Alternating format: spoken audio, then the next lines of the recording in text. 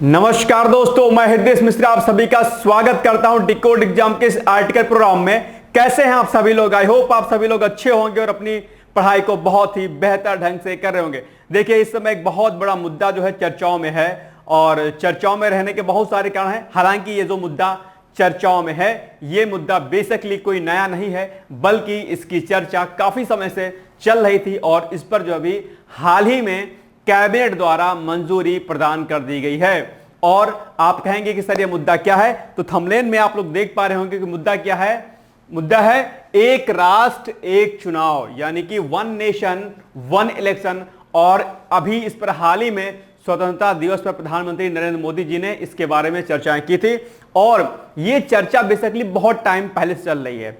ठीक है, ऐसा नहीं है कि इस पर जो है बहुत ही जल्दी ही निर्णय ले लिया गया है, कैबिनेट ने पास कर दिया है। एक लंबे अरसे तक जो है इस पर चर्चाओं का क्रम जो है जारी रहा और अंततः जो है कल इस पर जो है निर्णय लिया गया कैबिनेट के द्वारा। और अब आप कहेंगे कि sir one nation one election होता क्या है, तो मुझे नहीं लगता है कि आपको यह चीज पता नहीं होगी, लेकिन फिर भी मैं आपको थोड़ा सा बता दे रहा हूं। वन इलेक्शन वन नेशन का मतलब हो गया, यानी कि वन नेशन वन इलेक्शन का मतलब हो गया कि जो आपके लोकसभा के चुनाव होते हैं, अर्थात जो प्रधानमंत्री का जो चुनाव होता है, और राज्यों में जो विधानसभाओं के चुनाव होते हैं, अर्थात जब मुख्यमंत्री का चयन किया जाता है, चुनाव किया जाता है, तो ये दोनों इलेक्शन जो कि अलग अलग राज्यों में अलग अलग समय पर होते हैं और लोकसभा का चुनाव अलग समय पर होता है, ये सभी चुनाव जो है एक साथ करा लिए जाएं। यानी कि एक राष्ट्र एक चुनाव, यानी कि पूरे राष्ट्र का चुनाव एक ही साथ करा लिया जाए। तो आप कहेंगे कि सर ऐसा करने के पीछे क्या कारण है? कई सारे कारण हैं, इन पर हम लोग चर्चा करेंगे। इन सारे मुख्य बिंदुओं पर हम लोग बात करेंगे। कौन सी कमेटी थी, क्या कुछ इसकी रिकमेंडेशन थी, किन रिकमेंडेशन के फलस्वरूप जो है कैबिनेट ने निर्णय लिया, ठीक है, आदि बहुत सारे आपके मन में जो प्रश्न चल रहे होंगे, आप आज जो है हम लोग उन सारे प्रश्नों पर जो है विराम लगाने का काम करेंगे। लेकिन उसके पहले छोटी सी रिक्वेस्ट कि प्लीज आप लोग वीडियो को ज्यादा से ज्यादा शेयर कर दें, खूब शेयर कर दें, ताकि हर परीक्षार्थी तक जो है ये क्या हो, ये वीडियो उस तक मिले, या इसके अलावा जो लोग नहीं भी पढ़ाई करते हैं उन तक भी ये वीडियो जाना चाहिए, ताकि उन्हें एक आभास हो सके कि दरअसल इसके क्या फायदे हैं और इसके क्या नुकसान हैं। हालांकि हम लोग जो आर्टिकल इसको करेंगे वो हम अपने एग्जाम के पॉइंट ऑफ व्यू से करेंगे, अर्थात अपनी परीक्षा के दृष्टिकोण से करेंगे कि दरअसल इस टॉपिक से बेसिकली आपके एग्जाम में, चाहे वो आपका आरओ एआरओ का एग्जाम हो, चाहे वो आपका यूपी पीसीएस का एग्जाम हो, या अदर स्टेट का पीसीएस का एग्जाम हो, या फिर यूपीएससी का एग्जाम हो, उन यानी कि ये जो आपके एग्जाम होने हैं, इन एग्जाम्स में आपके प्रश्न कैसे बनेंगे इस टॉपिक से। तो आज हम लोग बेसिकली इन्हीं सारे मुद्दों पर चर्चा करेंगे। अगर आप वीडियो पर नए हैं तो प्लीज आप लोग वीडियो को ज्यादा ज्यादा शेयर कर दीजिएगा, साथ ही साथ में छोटा सा एक लाइक जो का बटन जरूर प्रेस कर दीजिएगा। ओके, आइए सबसे पहले हम लोग बात करते हैं बेसिकली कि एक राष्ट्र एक चुनाव जो है वो क्या हुआ है कि हाल ही में कैबिनेट द्वारा, केंद्रीय कैबिनेट द्वारा वन नेशन वन इलेक्शन को पारित कर दिया गया है, लेकिन अभी ये लागू नहीं हुआ है। तो आप कहेंगे कि सर ये लागू कब होगा? तो लागू ये होगा बेसिकली क्या होगा, इसमें सबसे पहले तो इसको लोकसभा में पारित कराना होगा, सबसे पहला काम तो यह होगा। लेकिन एक बात विशेष तौर पर आपको ध्यान देनी है कि बेसिकली लोकसभा में यह साधारण बहुमत से क्या होगा, पास नहीं होगा, बल्कि इसके लिए क्या होगा, इसके लिए भाई साहब विशेष बहुमत की आवश्यकता होगी। क्या? विशेष बहुमत की आवश्यकता होगी। और उसके लिए दरअसल क्या होगा कि लोकसभा में इसमें बहुमत होगा तभी ये पारित होगा। इसके अलावा लोकसभा से पारित होने के बाद जो है, यानी कि संसद से, पार्लियामेंट से पास होने के बाद ये राज्य विधानसभाओं में जाएगा, और जितनी राज्य विधानसभाएं हैं, जितने राज्य हैं, वहां पर टोटल का आधे % से ज्यादा, यानी कि लगभग 15 राज्यों, लगभग 15 राज्यों की सहमति दरअसल इस पर होगी। उसके बाद ही दरअसल क्या होगा, ये वन नेशन वन इलेक्शन जो क्या कहते हैं नियम जो आ रहा है, यानी कि जो ये रूल्स है, ये क्या होगा, फिर लागू होगा। तो ऐसे में ये कोई आसान काम तो नहीं है, ठीक है। हालांकि जो है गठबंधन की सरकार है, दबाव ही सरकार पर बहुत ज्यादा रहेगा, ठीक है, लेकिन बावजूद इसके सरकार ने अपने मैनिफेस्टो में इसको शुरुआती दौर से ही इसको क्या कहा था कि हम इसको लेके आएंगे, और सरकार इस बिल को लेके आ रही है। मजेदार बात यह है कि चूंकि अभी प्रॉपर तरीके से मेजॉरिटी में सरकार नहीं थी, गठबंधन सरकार है, बावजूद इसके सरकार ने एक जो है कड़ा फैसला लेने का कदम उठाया है। जैसा कि विगत वर्षों में आपने देखा कि जब सरकार जो है आई सत्ता में, उसके बाद उसने कठोर कदम उठाना शुरू किया। उसी तरीके से इस समय यानी कि जो अभी वर्तमान लोकसभा जो चल रहा है, इसमें भी सरकार कड़े कदम उठाने से पीछे नहीं हट रही है। दिलचस्प बात यह होगी कि देखना यह होगा, दिलचस्प यह होगा कि बेसिकली जो राजनीतिक पार्टियां हैं, जो सहयोगी दल हैं, उनका क्या जो है इस पर स्टैंड रहता है। तो ये अब आने वाले जो है समय में जो है इस पर चर्चाएं होंगी। खैर, अब क्या है ये वन नेशन वन इलेक्शन, आपको पता ही होगा कि लोकसभा चुनाव के साथ विधानसभा के चुनाव एक साथ करा लेना, साथ ही साथ में जो आपके पंचायती चुनाव जो होते हैं, क्या पंचायतों के चुनाव उनको भी क्या किया जाए, साथ में ही करा लिया जाए। ऐसी जो है रिकमेंडेशन जो है दी गई है समिति के अनुसार। ठीक है, अब बात करेंगे किस समिति की अनुशंसाओं पर बेसिकली ये सारा का सारा डिसीजन लिया गया है। तो आपको मैं बता दूं कि वर्ष 2023 में, ठीक है, कब 2 सितंबर 2023 को बेसिकली जो पूर्व राष्ट्रपति हैं रामनाथ कोविंद जी, उनकी अध्यक्षता में एक समिति का गठन किया गया और उस समिति को यह जिम्मेदारी दी गई कि आप जो है वन इलेक्शन यानी कि वन नेशन वन इलेक्शन पर आप जो है पूरी तरीके से विस्तृत जानकारी इकट्ठा कीजिए, जो भी चीजें होती हैं वो सामने रखिए। उस जो कमेटी थी यानी कि जो समिति थी रामनाथ कोविंद समिति, उसने अपनी रिपोर्ट अभी इसी वर्ष यानी 2024 मार्च में सरकार को सौंपी। लगभग 18,000 समथिंग पेजेस थे उसमें, जिसमें ये सारी बातें क्या की गई, मेंशन की गई। ठीक है, लगभग 18,626 पन्नों की दरअसल ये रिपोर्ट टोटल है। अब आप सोच लीजिएगा कि अगर 18,626 जो है पेजों की यानी कि पन्नों की अगर ये रिपोर्ट, समझिए कि बहुत सारी चीजों पर इसमें विशेष ध्यान दिया होगा, क्योंकि जितना आसान ये हमें लगता है दरअसल कि इसे सरकार तुरंत लागू कर देगी, ऐसा कह पाना या ऐसा कर पाना इतना जल्दी आसान नहीं होगा। इसमें बहुत सारे दांव पेच होंगे। ठीक है, जो विपक्षी दल हैं, ठीक है, उनका तो समर्थन इस पर नहीं है। कितनी पार्टियों ने समर्थन दिया है, कितनी पार्टियों ने समर्थन नहीं दिया, हम आगे भी इस पर चर्चा करेंगे। लेकिन यह अपने आप में सरकार के सामने एक बड़ी चुनौती है अपने आप में कि किस तरीके से वन नेशन वन इलेक्शन को दरअसल लोकसभा से पारित करा करके राज्य विधानसभाओं से इसकी सहमति प्राप्त की जा सके। ठीक है, तो यह रिपोर्ट बेसिकली क्या है, 18,624 पन्नों की है। अब देखो, लॉ कमीशन जब 1971 में यानी कि 1967 तक, आपको बता दूं मैं थोड़ा सा पृष्ठभूमि कि 1952 में जब इलेक्शंस हुए लोकसभा के देश की आजादी के बाद, तो वहां से लेकर के 1967 तक 1967 तक लोकसभा और विधानसभा के जो चुनाव थे क्या थे, एक साथ कराए जा रहे थे। लेकिन 1967 के बाद जो है कुछ स्थितियां बदली और अलग अलग राज्यों में सरकारें बदली। ऐसे स्थिति में जो विधानसभा चुनाव थे वो अलग अलग शुरू होना जो है स्टार्ट हो गए, और ऐसे में जो परिपाटी एक साथ चुनाव करने की थी वो क्या हो गई, ब्रेक हो गई, वो क्या हो गई, टूट गई। फिर अलग अलग जो है चुनाव होने लगे।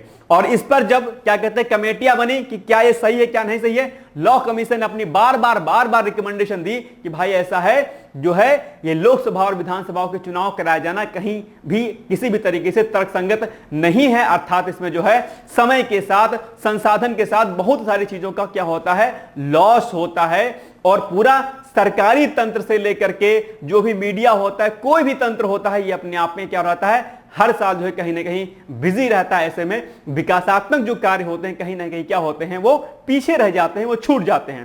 तो लॉ कमीशन ने अपनी अंतिम रिपोर्ट 2018 में सबमिट की और उसके आधार पर दरअसल वन नेशन वन इलेक्शन पर काम किया गया। 2023 में जो है रामनाथ कोविंद की अध्यक्षता में एक समिति का गठन किया गया, जिसने अपनी रिपोर्ट मार्च 2024 में सबमिट किया। 18,626 जो है पन्नों की रिपोर्ट थी, जिसमें अलग अलग प्रकार के विशेषज्ञ ने अपनी अपनी बातें, अपनी रिकमेंडेशन दरअसल उस रिपोर्ट में दी है। ओके, तो बात कर लेते हैं सबसे पहले रिपोर्ट में क्या कहा गया। इस रिपोर्ट में इस बात की अनुशंसा की गई है कि विधानसभा चुनाव का कार्यकाल वर्ष 2029 तक के लिए बढ़ा दिया जाए। ऐसा क्यों कहा गया है? ऐसा इसलिए कहा गया है क्योंकि लोकसभा का चुनाव वर्ष 2029 में होना है।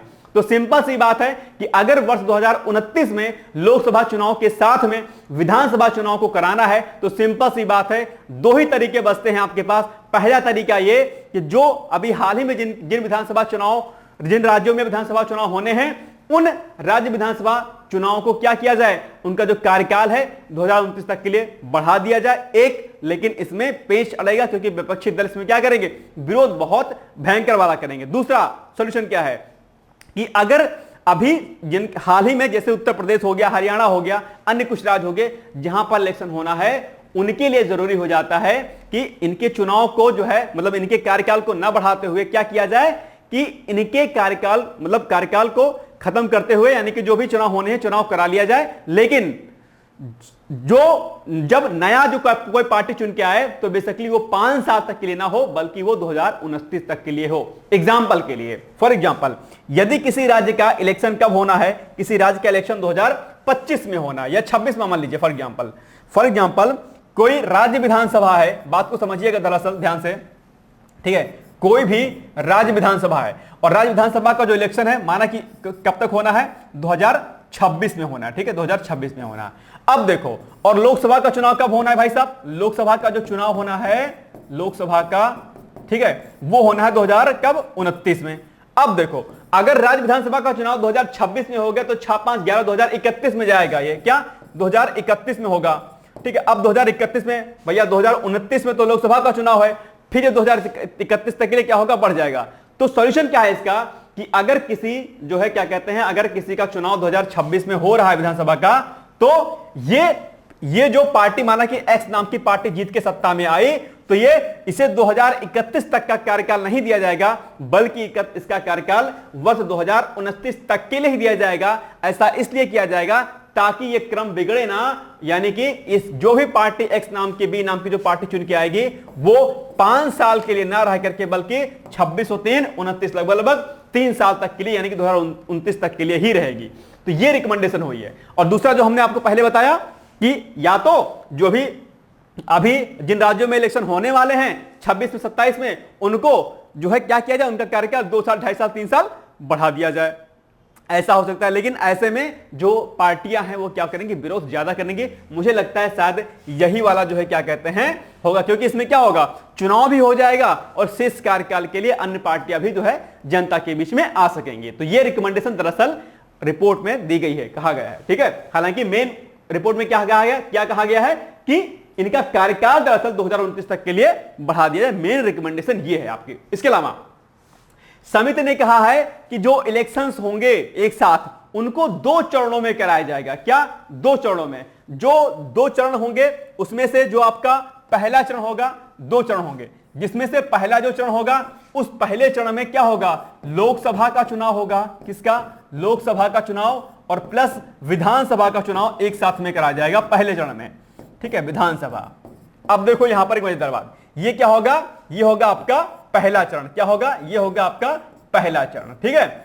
और दूसरा जो चरण होगा आपका क्या, जो आपका दूसरा चरण होगा, ठीक है, दूसरे चरण में बेसिकली विदिन 100 डेज, क्या विदिन 100 डेज यानी कि 100 दिन के भीतर, क्या 100 दिन के भीतर, 100 दिन के भीतर दरअसल क्या होगा कि आपका जो आपके पंचायत के चुनाव हैं, पंचायत के चुनाव और प्लस जो आपके नगर निगम वगैरह होते हैं, नगर निगम, ठीक है, किसके, नगर निगम, इनके दरअसल क्या हो, चुनाव करा लिए जाएं नगर निगम के, ठीक है, नगर निगम के। तो ये जो है समिति ने अपनी अनुशंसा दी है, क्योंकि सिंपल सी बात है, यदि आप लोकसभा विधानसभा के साथ पंचायतों का चुनाव भी करा लोगे तो ये अपने आप में इतना रिसोर्स, इतना जो है संसाधन आपके पास नहीं है कि आप इतने बड़े लेवल पर जो है जहां पर इतनी बड़ी पॉपुलेशन है आप इसको करा लो।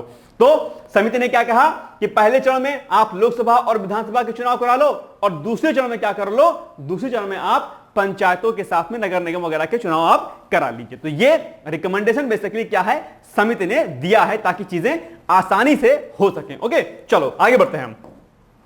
इसके अलावा ये पहला पॉइंट वही हमने जो आपको बता दिया कि पहले चरण में लोकसभा और विधानसभा के चुनाव कराए जाएं, जबकि दूसरे चरण में स्थानीय निकायों यानी कि पंचायतों और नगर निगम के चुनाव संपन्न करा लिए जाएं। ये कुछ रिकमेंडेशन खास हैं जिस पर आपको जो है थोड़ा सा कंफ्यूजन हो सकता था कि यार ऐसे कैसे हो जाएगा, और आपका सोचना स्वाभाविक है कि इस तरह की चीजें कैसे होंगी। तो शायद अब आपके मन में जो दुविधा रही होगी कि यार ये कैसे हो सकता है, जहां पर अभी इलेक्शंस होने वाले हैं स्टेट में, वो कैसे क्या होंगे, तो अब आपके बात समझ में आ गई होगी कि 2 ही तरीके हैं। पहला तरीका तो ये है कि उनका कार्यकाल, जो भी हाल ही में इलेक्शन होने वाले हैं राज्यों में, उनका कार्यकाल 2029 तक के लिए बढ़ा दिया जाए, पहला ऑप्शन। या फिर दूसरा ऑप्शन यह है कि जिनका जो है चुनाव भी हाल ही में होने वाला है उनको चुनाव करा लिया जाए, लेकिन उनका कार्यकाल 5 वर्ष तक के लिए ना होकर के बल्कि 2029 तक के लिए ही हो, ताकि वर्ष 2029 में लोकसभा और राज्य विधानसभा के चुनाव को एक साथ में करा लिया जाए। क्या ये मेरी बात आपकी समझ में आ गई? चलो आगे बढ़ते हैं हम लोग।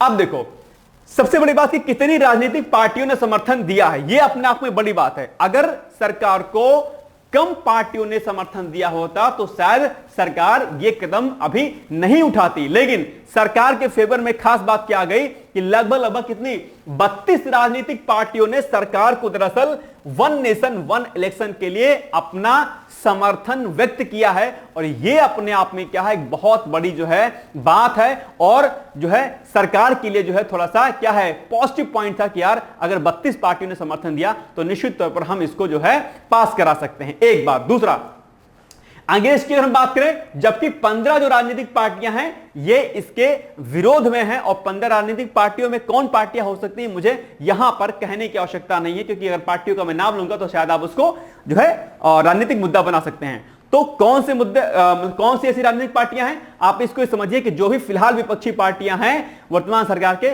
उन सभी पार्टियों ने दरअसल इसका समर्थन नहीं दिया, यानी कि 15 राजनीतिक पार्टियां ऐसी हैं। ठीक है, और जो चर्चाओं में रहती हैं अक्सर, जो हमेशा आगे में रहती हैं वही पार्टियां हैं। ठीक है, बाकी जो इन पार्टियों के अलावा जो शेष अन्य पार्टियां बच रही हैं कुछ एक, उन पार्टियों ने अपना कोई भी मत जो है व्यक्त नहीं किया है। वो यूं कह लीजिए कि वो डिलेमा में है कि हम इधर जाएं या उधर जाएं। वैसे अगर समर्थन नहीं व्यक्त किया है इसका मतलब कहीं ना कहीं जो है ये भी सरकार को समर्थन दे देंगी, ऐसा जो है लगता है। ठीक है, ये बेसिकली क्या है, समर्थन को मतलब सरकार को क्या है समर्थन प्राप्त है, और ऐसे में सरकार कहीं ना कहीं पॉजिटिव है, और सरकार भले ही गठबंधन में है लेकिन कहीं ना कहीं विपक्षी पार्टियों से संख्या उसकी सीटों की क्या है ज्यादा है, और हिंदी भाषी जो राज्य हैं वहां पर भी इनकी सीटों की संख्या ठीक ठाक है।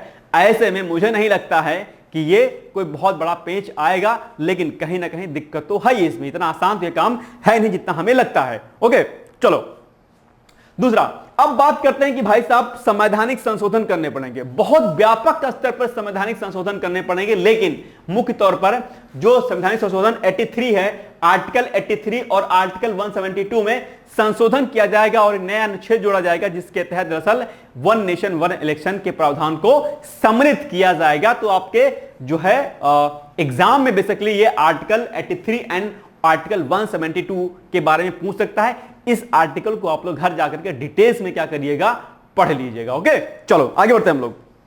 नेक्स्ट है, अब बात करते हैं, हालांकि हमने आपको बता ही दिया कि पहली बार जो है लोकसभा विधानसभा के चुनाव कब हुए थे, तो 1952 बेसिकली 1951-52 का जो लोकसभा चुनाव हुआ था उसमें विधानसभा के साथ में लोकसभा चुनाव को साथ में कराया गया था। यहां से प्रश्न भी आपके एग्जाम में कई बार पूछ सकता है कि बताइए पहली बार कब जो है दोनों चुनाव यानी कि लोकसभा और राज्य विधानसभाओं के साथ में कराए गए थे, या किस वर्ष में दरअसल लोकसभा और विधानसभा चुनाव को साथ में कराया गया था। तो 1952 में जो पहली लोकसभा का चुनाव हुआ तो वहां पर साथ में हुआ, 1952 के बाद में फिर 5 ऐड कर दिए, लगातार 4 बार तक दरअसल ये चुनाव साथ में होते रहे। 1967 में ये परिपाटी क्या हुई, बदल गई। 1967 के बाद देश की स्थिति कुछ बदली, और ऐसे में राज्य विधानसभाओं जो अलग अलग थी वहां पर सरकारें बदली, वहां पर चुनाव कराना जो है मजबूरी हो गई।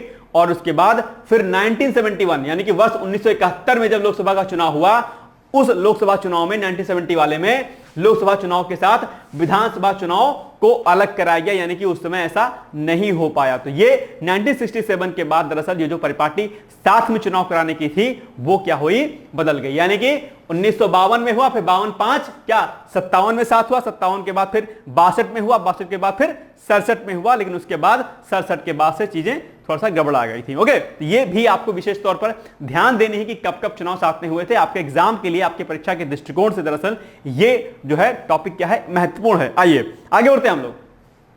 अब सबसे बड़ी बात कि भाई वन नेशन वन इलेक्शन जो हो रहा है इससे फायदा क्या होगा। देखो, कोई भी चीज अगर सरकार लेके आती है तो कहीं ना कहीं उसके पॉजिटिव और नेगेटिव जो है इंपैक्ट जरूर होते हैं।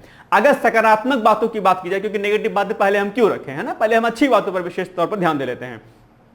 अच्छी बात भाई साहब ये होगी कि जो पैसा लगता था, जो खर्च होता था ठीक है, जहां जहां पर दुनिया भर की बातें होती थी, ठीक है, ये पैसा वहां से आया, मनी लॉन्ड्रिंग से, यहां से वहां से ब्लैक मनी आई, इन सब पर क्या होगा, विराम लगेगी। क्योंकि क्या होता है, जब बार बार जो है चुनाव होते रहते हैं अलग अलग राज्यों में, कहीं ना कहीं पैसों की आवश्यकता उतनी होती है, और कहीं ना कहीं जो है वो दूसरे रास्ते अर्थात सेकंड रास्ते से जो आते हैं वो कहीं ना कहीं करप्शन का एक रूप होते हैं।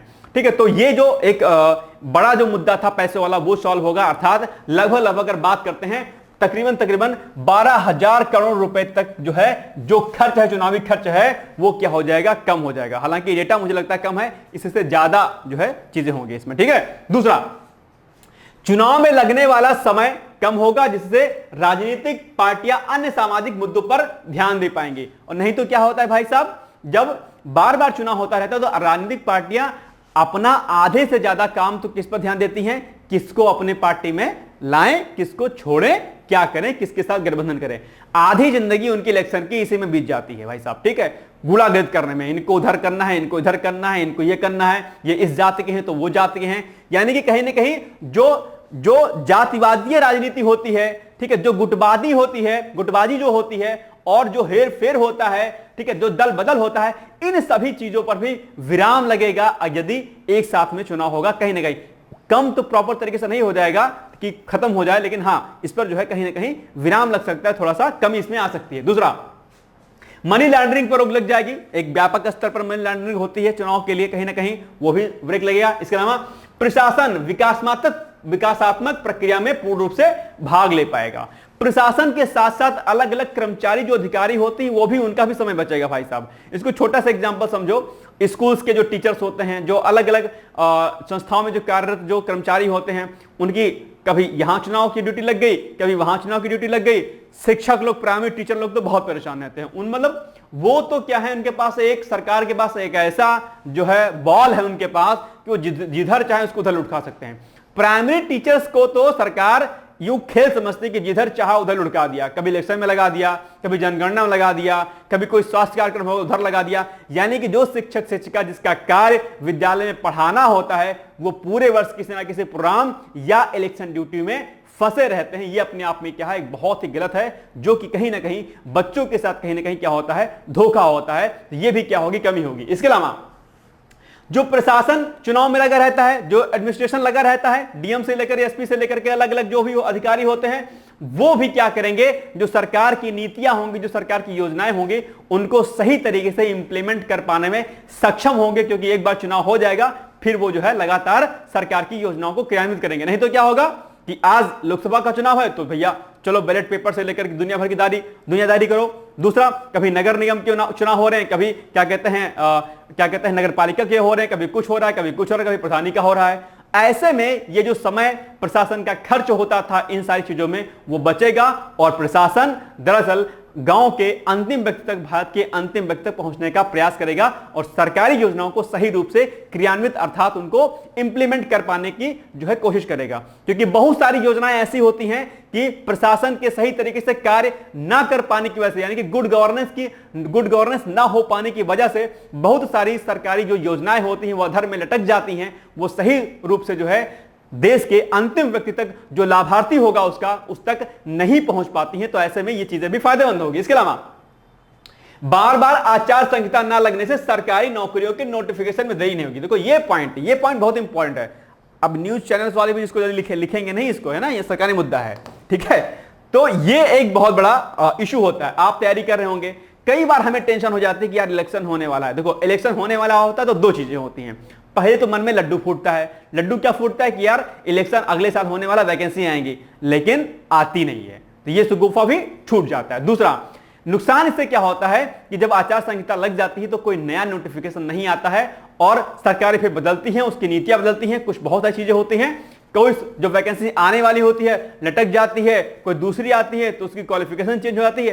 कहीं ना कहीं युवाओं पर दरअसल इसका क्या होता है, बहुत निगेटिव इंपैक्ट पड़ता है। और जो युवा जो दिन रात मेहनत कर रहा होता है, प्रयागराज, दिल्ली, लखनऊ और अन्य बिहार, पटना जैसे शहरों में, बिहार जैसे राज्यों में, पटना जैसे शहरों में, वहां के जो छात्र होते हैं उनकी जो दशा होती है, जो मानसिक दशा होती है, बहुत कमजोर होती है, और कई छात्र आत्महत्या करने जैसे खतरनाक चीजों पर जो है कदम उठाते हैं। तो ऐसे में दरअसल ये चीजें भी शायद रोक लगे, सरकार शायद इस पर ध्यान दे। और मुझे लगता है कि यदि मेरा ये वीडियो कोई भी राजनीतिक पार्टी का व्यक्ति देख रहा है या कोई भी ऐसा व्यक्ति देख रहा है तो शायद मेरी इस बातों पर ध्यान देगा और रोजगार के मुद्दों को और अपने जो है चुनाव में शामिल करेगा और इसके साथ साथ में युवाओं पर जो है विशेष ध्यान दिया जाएगा। ओके, चलो आगे बढ़ते हैं हम लोग। इसीलिए मैं कह रहा हूं कि वीडियो को प्लीज आप लोग ज्यादा से ज्यादा शेयर कर दीजिएगा। ओके, चलो आगे बढ़ते हैं हम लोग।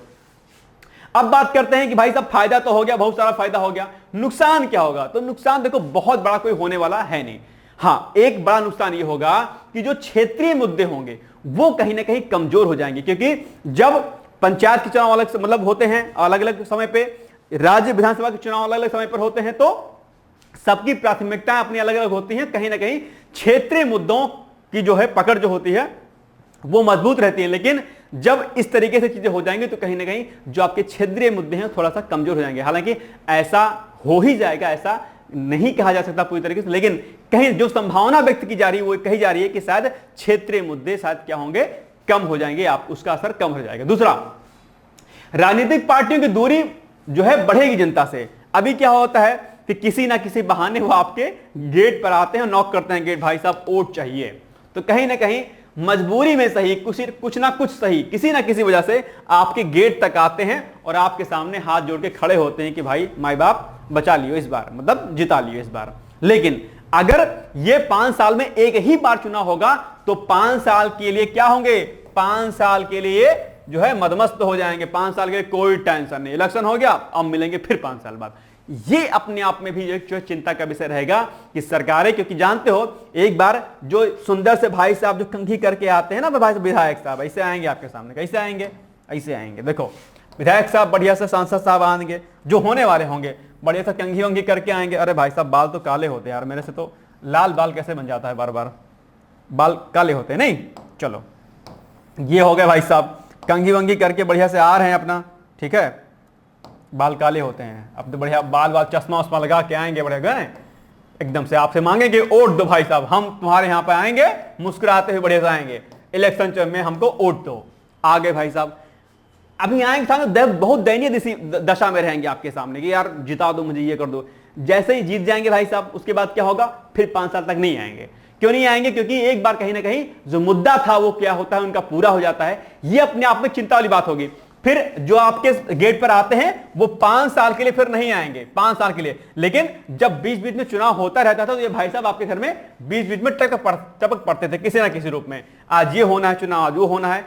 ये अपने आप में क्या होगा, एक असर पड़ेगा इसका कि जो संबंध जो बनते थे राजनेताओं यानी विधायकों, सांसदों, प्रधान वगैरह के, वो संबंध कहीं ना कहीं 5 साल तक के लिए फिर क्या होंगे, ब्रेक हो जाएंगे अपने आप में। तो चिंता का विषय है। लेकिन ऐसा नहीं कि सभी नेता ऐसे होते हैं, सभी सरकारें ऐसी होती हैं, ऐसा नहीं होता है। यदि व्यक्ति जो है क्या है, मार्मिक है, यदि व्यक्ति में सहिष्णुता है, यदि व्यक्ति में परानुभूति है, इंपैथी है, सिंपैथी है, तो कहीं ना कहीं वो लोग आपके गेट पर आएंगे और आपकी सूचनाओं को, जो भी आपकी समस्याएं होंगी उनको जो है खत्म करने का, यानी कि उनकी प्रॉब्लम को सॉर्ट आउट करने का प्रयास करेंगे। तो देखते हैं इसमें क्या होता है। खैर ये सब बातें चिंताएं हैं, बाकी और क्या चिंताएं इसमें हो सकती है, ज्यादा मैंने चिंता नहीं लिखी, नहीं तो आप नेगेटिव हो जाएंगे फालतू का। बट ये 2 मुद्दे हैं जो हावी रहेंगे। इसके अलावा अगर आपको लगता है कि कुछ इससे नुकसान हो सकता है, आप कमेंट बॉक्स में जाकर के मुझे बता सकते हैं। प्लीज एक बात का खास ध्यान रखिएगा, ये वीडियो राजनीतिक नहीं है, इसलिए अनवांटेड कमेंट से प्लीज आप बचिएगा। आपके एग्जाम के पॉइंट ऑफ व्यू से इसको बताया गया, इसलिए आपको विशेष तौर पर ध्यान देना है। और अब हम आते हैं आज के क्या अभ्यास प्रश्न पर। अभ्यास प्रश्न क्या है कि एक राष्ट्र एक चुनाव निम्नलिखित में से किस समिति की अनुशंसाओं पर आधारित है। बहुत आसान है, जिसका उत्तर आज के ही वीडियो में क्या है, छिपा है। आज इसका आंसर आप जरूर देंगे। बताइए कि कौन सी अनुशंसा थी, किस समिति की अनुशंसा, रामनाथ कोविंद समिति, अमित शाह समिति, गाडगिल समिति, रंगराजन समिति। तो आप लोग इसका उत्तर जरूर दीजिएगा। और साथ ही साथ में मुख्य परीक्षा के लिए प्रश्न आपके लिए वेरी वेरी मोस्ट इंपॉर्टेंट हो जाता है। और प्रश्न मुख्य परीक्षा में क्या बन सकता है, बनेगा कि बताओ एक राष्ट्र एक चुनाव से आप क्या समझते हैं, देश में लोकसभा और विधानसभा चुनाव कराया जाना कहां तक तर्कसंगत है। समीक्षात्मक टिप्पणी करें, क्या समीक्षात्मक टिप्पणी करनी है, क्रिटिकल आपको इसका एग्जामिन करना है इसको लोग, ठीक है। तो ये आप लोग उत्तर लिखने की कोशिश करिएगा। बाकी इसमें बहुत सारी चीजें हैं इसमें, ठीक है, अन्य बहुत सारे पॉइंट्स हैं, एक जो है वीडियो में या आधे घंटे के वीडियो में मैं सब कुछ समझा नहीं सकता हूं। मोटा मोटा मैंने आपको चीजें बता दी जो मुख्य मुख्य बिंदु थे। बाकी आप लोग एग्जाम के पॉइंट ऑफ व्यू से आप लोग इसको रेडी कर लीजिएगा कि पहली बार लोकसभा चुनाव, विधानसभा चुनाव किस वर्ष हुए, साथ में हुए, कब कब किस किस वर्ष में हुए, कौन से आर्टिकल में संशोधन करना पड़ेगा, कौन सी समिति की अनुशंसाएं थी, लॉ कमीशन ने अपनी अंतिम रिपोर्ट कब सबमिट की। ठीक है, इस प्रकार के कुछ प्रश्न जो है आपके एग्जाम में पूछा जा सकते हैं। ठीक है, चुनाव से संबंधित जो प्रश्न है वो भी पूछे जा सकते हैं कि बताओ निर्वाचन आयोग का गठन कब किया गया, ठीक है, किस आर्टिकल के साथ निर्वाचन आयोग आता है, ठीक है, और राज्य निर्वाचन आयोग, विधानसभा के बारे में, ऐसे कई सारे प्रश्न जो है आपके एग्जाम में पूछे जा सकते हैं। तो इन सारे बिंदुओं पर भी आप लोग क्या करिएगा, एक नोट्स अलग से बना लीजिएगा। बाकी आर्टिकल हमारे लिए क्या था, महत्वपूर्ण था, और जो है ना सिर्फ प्री में प्रश्न पूछ सकता है बल्कि मेंस में भी प्रश्न आ सकता है। साथ ही साथ में वन नेशन वन इलेक्शन अर्थात एक राष्ट्र एक चुनाव का जो टॉपिक है ये बेसिकली आपके निबंध के दृष्टिकोण से भी क्या है, महत्वपूर्ण है, चाहे वो आप आरओ की तैयारी कर रहे हो, चाहे पीसीएस की, चाहे यूपीएससी की। ठीक है, आई होप आपको ये लेक्चर अच्छा लगा होगा। मुझे उम्मीद है कि आप वीडियो को ज्यादा से ज्यादा शेयर करेंगे और प्लीज जो है आप लोग लाइक कर दीजिएगा। और जो प्रश्न हमने आपसे ऑब्जेक्टिव पूछा है कि किस समिति की अनुशंसा पर दरअसल इसका निर्णय लिया गया है, कौन सी समिति थी, उसका उत्तर आप लोग प्लीज जरूर दीजिएगा। मिलेंगे फिर हम लोग एक नए आर्टिकल के साथ, तब तक आप लोग पढ़ते रहिए, मस्त रहिए। मेरी बहुत सारी शुभकामनाएं हैं कि आप जल्दी से जल्दी एक अधिकारी बनकर हमसे मिलिए। ठीक है, फिर bye bye, take care, thank you so much, all the best, bye bye.